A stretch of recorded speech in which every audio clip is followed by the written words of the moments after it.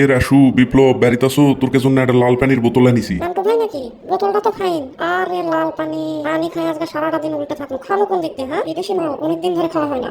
এত শক্ত বোতল হলে খাওয়া যায়? বুঝা পারছি এটা কামড় দিয়ে খোলা লাগবে।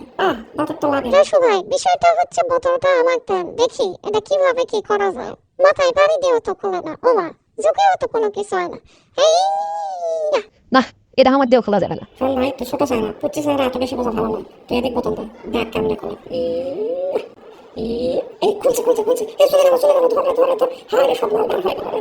আরে এই গাধারা, এটা আগে হাত দিয়ে ধর। এটা এইভাবে খায় না, এটা সুন্দর করে আগে ঠান্ডা করে নিয়ে মুখত দিয়ে এইভাবে চুষে খাওয়া লাগবে। বুঝা পারছু বিষয়টা? নে ধর বিপ্লব, তুই আনা খায় দেখা দেখি। আরে এইভাবে কামড়াস না, কামড়ে খেলে তো খাওয়া পারবো না। আরে চুষক দেওয়া লাগবে রে গাধা। দে তুই বোতল দে। এই রাসু, এই ধর তুই লে, তুই খায় দেখা দেখি। হ্যাঁ এভাবে দে দে চুষক দে, জোরে চুষক দে। আরে পড়ে যাবে পড়ে যাবে পড়ে যাবে। হ্যাঁ এবার চুষক দে। হ্যাঁ কলজা ঠান্ডা হয়েছে না?